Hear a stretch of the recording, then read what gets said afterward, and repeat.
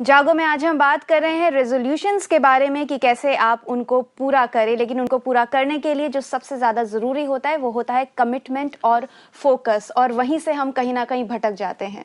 देखिए काजल, इसमें कमिटमेंट वाली जहां तक बात है, एक बार जब आप अपने आप से कमिटमेंट करते हैं और उसको तोड़ देते हैं तो एक सबकॉन्शियसली आपके अंदर एक ऐसी चीज जागृत हो जाती है कि आप अपने पे से विश्वास खो बैठते हैं। ये चीज आपके लाइफ के दूसरे पार्ट्स में रिफ्लेक्ट होती है। इसलिए कोई भी ऐसा रेजोल्यूशन ना लें, ये प्रिकॉशन, कोई भी ऐसा रेजोल्यूशन ना लें जिसको आप पहले से ही जानते हैं कि आप पूरा नहीं कर सकते। ऐसा कोई सुपरफिशियल चीज ना ले लें, जैसे कि फॉर एग्जांपल वेट का एग्जांपल लेते हैं। आप ये ना ले लें कि मैंने 40 kg वेट अगले साल कम करना है, या जैसे अभी हमने डिस्कस किया कि मुझे 5 बजे उठना है। अचानक ऐसा कोई डिसीजन ना ले जो देखने में अच्छा लगता हो बट आप पूरा नहीं कर सकते। आप जानते हैं इस चीज को, यानी वो यहाँ बेबी स्टेप्स की जो हम बात कर रहे हैं कि धीरे धीरे टारगेट्स को हम प्रैक्टिकली देखें कि जो आपके अंदर सक्षम है आप जो करने के लिए, उतना ही आप सोचें और उतना ही करें। पूनम ने हमें कॉल किया है दिल्ली से। पूनम जी कहिए। हेलो जी मैडम, एक्चुअली क्या है कि मैं जैसे नया साल आता है जी, कुछ सोचती हूँ कि मैं ये आपके इस साल करूंगी या लड़ाई नहीं करूंगी अपने हस्बैंड से या कुछ नया काम करूंगी, मगर मैं कर नहीं पाती, उससे नेगेटिव हो जाता है मुझ पे। ये भी नेगेटिविटी की ही बात कर रही हैं पूनम जी। पूनम जी, हमने पहले भी कहा था कि जो हमें महेश जी ने भी बताया कि नेगेटिविटी क्यों हो जाती है, हमें वो रेक्टिफाई करने की जरूरत है कि कहाँ आप चूक जाती हैं। जब आपको पता लगेगा कि मैं यहाँ कुछ अपने बिहेवियर में शायद मेरे कमी रह जाती है कि चीजें नेगेटिव तरीके से चली जाती हैं, तो ये आपको पहले जरूरी है कि आपको रेक्टिफाई करना है कि उसका कारण क्या है और फिर उसका आपको इलाज करना है, जैसा कि हमें महेश जी ने हमारे पहले सेगमेंट में भी बताया। हमें कविता ने कॉल किया है कानपुर से। कविता जी कहिए। हाँ, मैं सबसे पहले प्रज्ञा को और आप लोगों को नए साल की बधाई देना चाहूंगी। आपको भी बधाई हो। अच्छा, मेरा ये है कि मैं जानती हूँ कि पॉजिटिवनेस जिंदगी में बहुत अहमियत हमारी जिंदगी को आगे बढ़ाने में रखती है, लेकिन इसके बावजूद भी मेरे मन में हरदम ऐसा आ जाता है कि ये दुनिया अगर मिल भी जाए तो क्या है। जी, ये पॉजिटिव सोचती हैं, लेकिन इसके साथ एक नेगेटिव थॉट भी है कि सब कुछ मिल भी जाएगा तो क्या होगा। बिल्कुल ठीक बात है। क्या नाम बताया आपने इनका? ये कविता जी हैं कानपुर कविता जी, ये जो चीज है दुनिया मिल भी जाए तो क्या है, ये क्यों आ रहा है, अगर आप इसको जान गई तो आपकी सारी परेशानी दूर हो जाएंगी। क्या कारण है कि अभी आपको प्यार नहीं रह गया दुनिया से, या अगर सब कुछ मिल भी गया तो आप नहीं चाहेंगे कि ये चीज हो। अगर इसके ऊपर ये काम कर लें तो बाकी जो पॉजिटिव ये सोच रही है वो अपने आप होता जाएगा।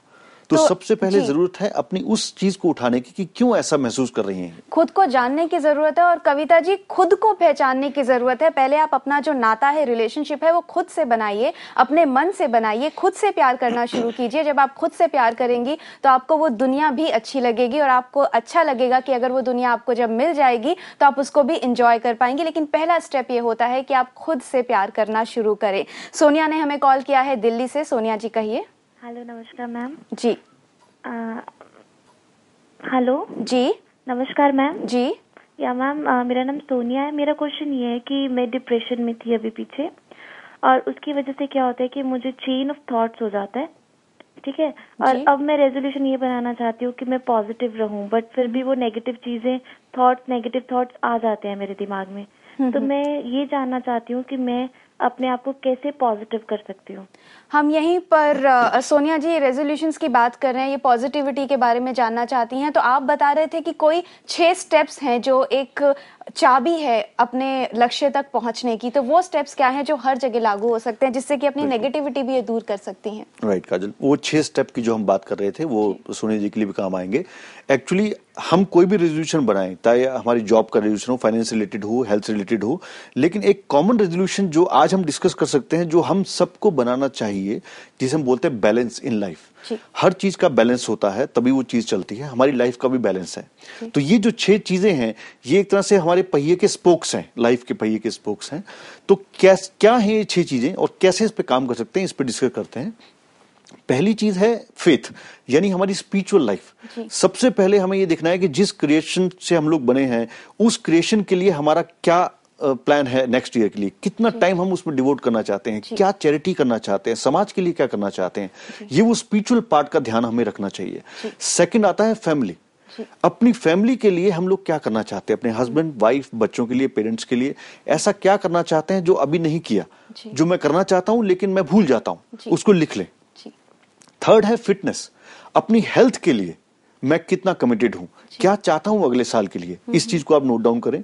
उसके बाद आता है फाइनेंसिस, यानी मेरा जो वित्तीय प्रबंधन है उसको मैं कैसे ठीक करूं, कौन सी जॉब में मुझे प्रमोशन कैसे लेनी है, बिजनेस को कैसे आगे बढ़ाना है, उसको कैसे आगे करना है। पांचवी चीज है फ्रेंड्स, यानी सोशल सर्कल, एक ऐसा पॉइंट जिसके बिना हम जिंदगी में ज्यादा दूर तक नहीं जा सकते।